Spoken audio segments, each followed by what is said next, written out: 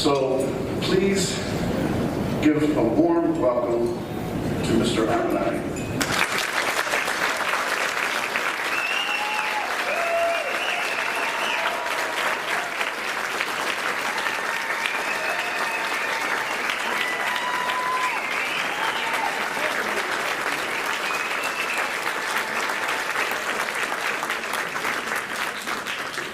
Thank you for that welcome. It is a pleasure to be here tonight in Stark County, Ohio. This is my 5th trip back to the state of Ohio in the last 7 weeks, and it is a sincere honor for me to be here tonight.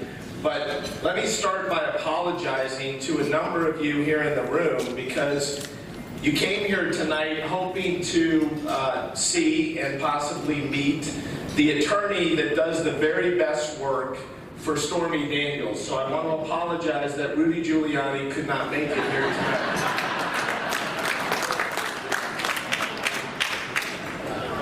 Had he been in the area, we would have sent a car for him, I can assure you that. So tonight I want to talk to you about the future of our republic. I want to talk to you about what we are fighting for, and more importantly, how we fight for it. But before we go any further, I want to deal with the elephant, or shall I say, the donkey in the room. What may, you ask, is some porn lawyer doing here tonight to talk to us about the future of our republic? So let me tell you what I'm doing here tonight. In normal times, I would not be here. I would be back in Los Angeles enjoying my life. But as all of us know, these are anything but normal times. I was born to a modest family and I grew up in St. Louis, Missouri. I wasn't born with a silver spoon in my mouth, and no, we didn't have any gold toilets in our house either. At age 12, my parents taught me the idea of earning a dollar and the need to work. I started mowing lawns in the summers for our neighbors, and in the winter I would shovel their snow. I worked at McDonald's, I worked at Marshall's, I stocked produce at the local grocery store. And in 1989, I witnessed my father lose his job after 31 years at the same company because that company had decided that they could replace him with someone younger and cheaper. That had an impact on me at that time, and it continues to have an impact on me every day. I was later the first in my family to graduate college, and I have since become a very fortunate man. And if these were normal times, I would not have the honor of being before you tonight here in Stark County. But a strange thing happened to me earlier this year. Through a stroke of fate, I was handed a client who found herself up against the most powerful man in the free world.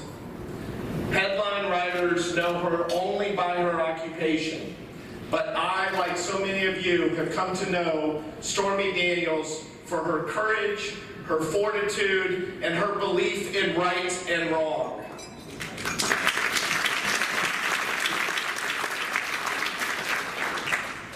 And in the course of our fight for justice for Stormy, something remarkable occurred.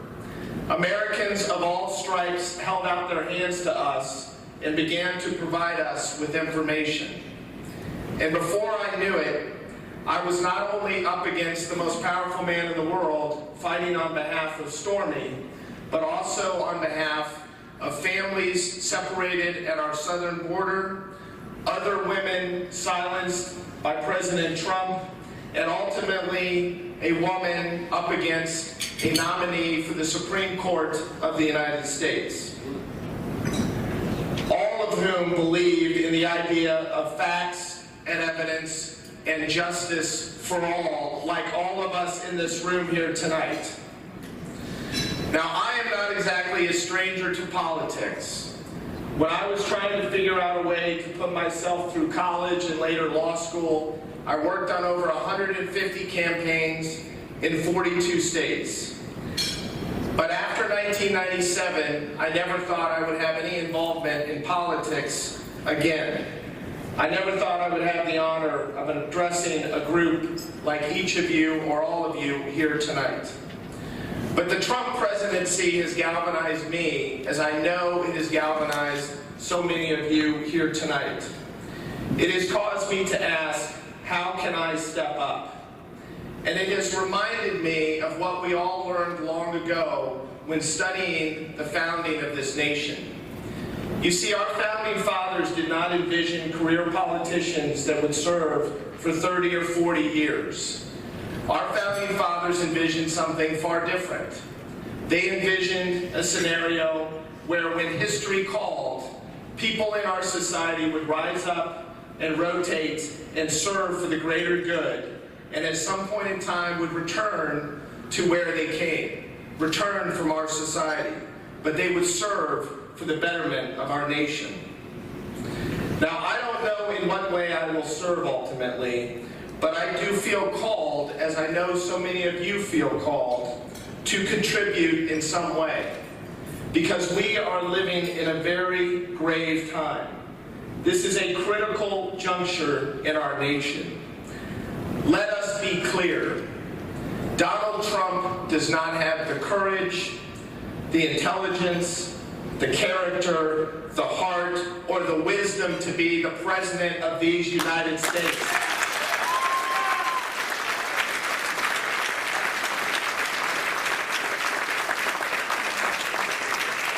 Now, there was a time when I believed that Donald Trump would realize the magnitude of the office of the presidency.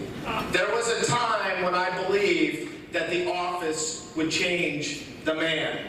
There can be no doubt, as I stand before you tonight, that the man is trying to change the office, and this we can never allow.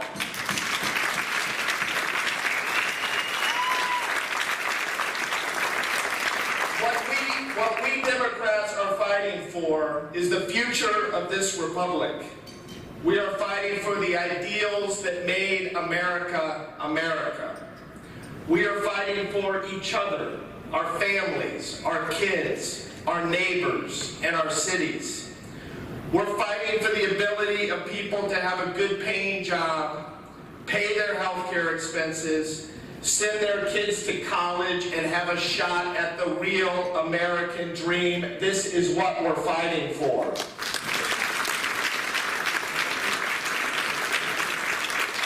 We're fighting for the ability to kiss our kids goodbye in the morning and not wonder if they're going to come home at night due to some school shooting. That's another thing we're fighting for.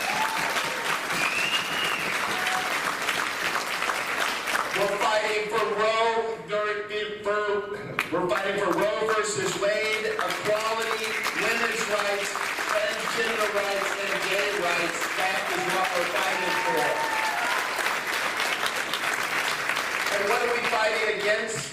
We're fighting against a man who wants more guns, more deregulation, more pollution, more disregard for women and minorities, and more billions for billionaires. We're fighting against a man who, if permitted, will place the Supreme Court at 7-2 in favor of the strong over the weak, in favor of corporations over people, and in favor of old men with ideas about women's bodies over women themselves. That's what we're fighting against.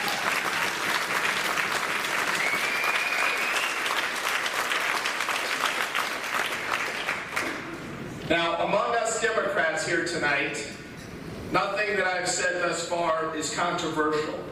We are united more than ever on what we are fighting for. However, often we seem to be divided on how we should fight. I believe, however, that there is no greater question facing our party here tonight than this question of how. Because however cruel and unusual and corrupt Donald Trump may be, this we know, and that is he is a fighter. He may be the worst president in American history, But he also beat 17 opponents, including many smart and well-qualified ones who warned us how bad he would be. How did he do that? Because he is a fighter. What I fear most for this Democratic Party that I love, and that each of you tonight here love, is that we have a tendency to bring nail clippers to a gunfight.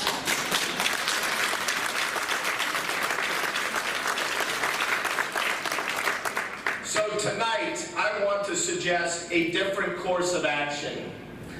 I believe that the Democratic Party must be the party that fights fire with fire. I believe that we can no longer be the party that turns the other cheek. We must be the party that marshals the rule of law to bring those that strike those cheeks to justice in the interest of what's right and wrong.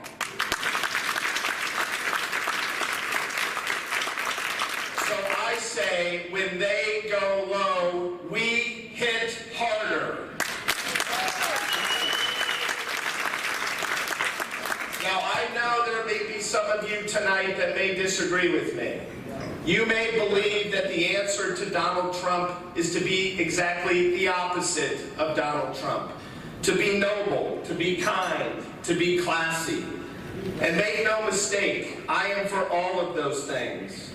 But tonight, with our nation under an unprecedented assault by a con man who fights only for himself and degrades the vulnerable and the powerless that depend on us most, I believe that we must honestly ask ourselves and each other, can those that need us most afford our gentleness? There is no question that we are the party of love in American life today, of loving thy neighbor, of loving whomever you want to love, of policies that extend a loving hand to those that are down on their luck, out of a job, and that need us most. Those that are suffering and frail and without support. But here is what I believe. When you're fighting for the values of love, you can't afford to fight lovingly. If you want peace, prepare for war, the old Latin saying goes. And in that spirit I say, if we want a more inclusive, tolerant, kind, gracious, welcoming America, we must be willing to do battle for it every day.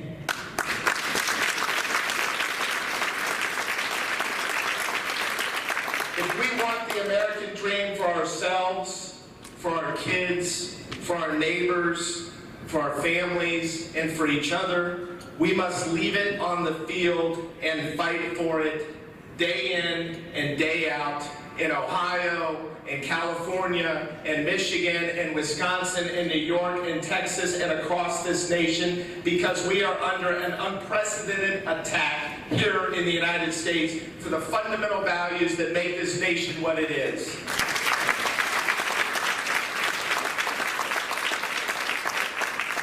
Here is what I believe the Democratic Party is. In the eternal battle of David versus Goliath, we are the party of Davids. We are the party of people who want to live their lives, chase their dreams, do their jobs, raise their kids, and leave the world a little better than they found it, and yet who often find themselves up against Goliaths. They find themselves up against employers who don't treat them right. They find themselves up against an economy where the froth goes only to the chosen few. They find themselves up against a cruel immigration policy implemented by a cruel and unusual president that is meant to divide families and to send a message to the rest of the world, don't come to America.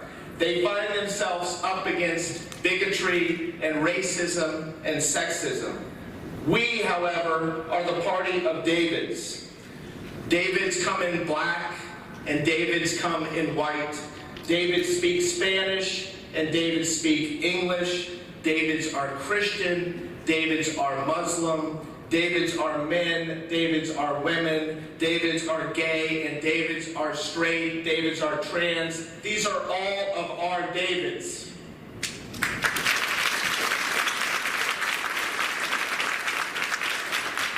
Yes, we are the party of Davids. And when you are the party of Davids, you cannot afford to show up without a slingshot.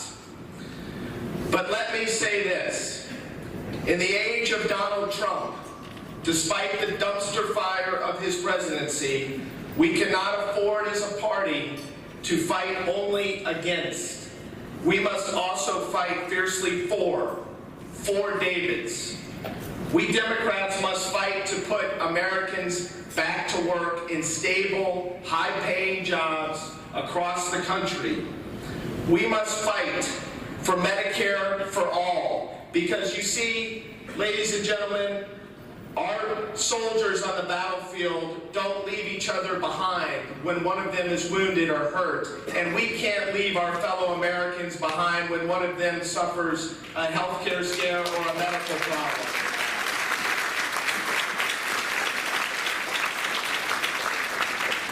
We must fight to finally ratify the Equal Rights Amendment. We must fight to bring sensible gun control to America.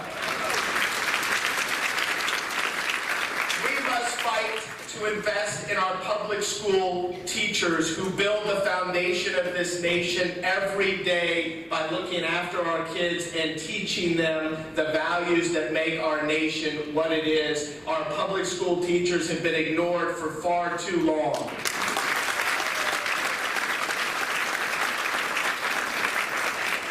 And we must fight to secure our border, but do so with the understanding that we must also always remain true to the United States being a beacon of light for the rest of the world, because what made this country what it is the fact that immigrants from all over the world came here in search of a better life, and we can never lose track of that concept.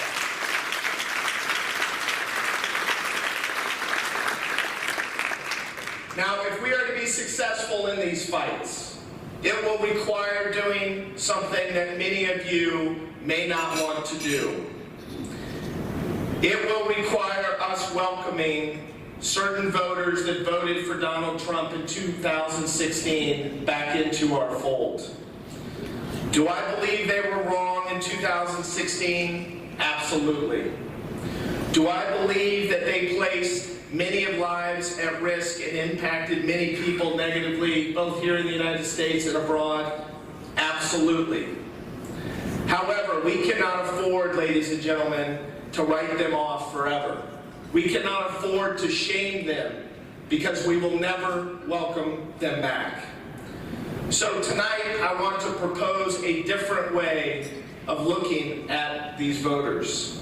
I want to propose that instead of shaming them and making them wrong, that we recognize that they were victims of a great con.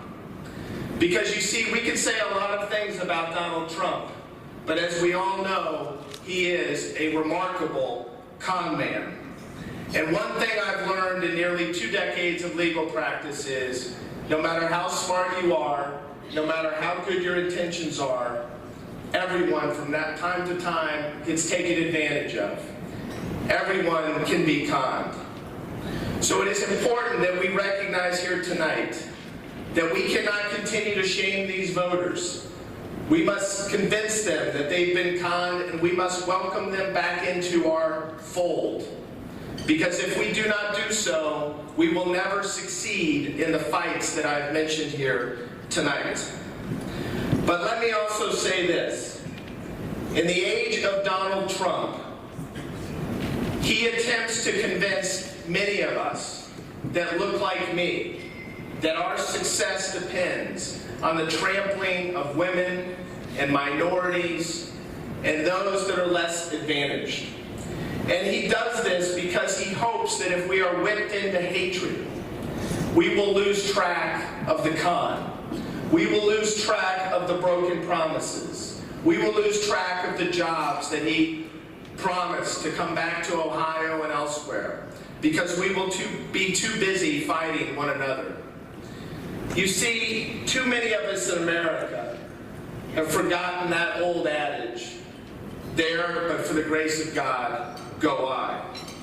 Too many of us have a hard time putting ourselves in the shoes of others and asking ourselves, how would I want to be treated if it was me?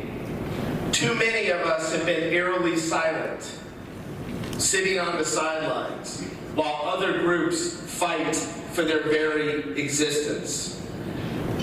The vulnerable populations, my friends, in America are fighting for their very survival. But it cannot be their fight alone. It is incumbent upon each of us to stand and say, these are my people too. And if we can stand up and say that, and if we can remember that old adage, there but for the grace of God go I, we can make America gracious again.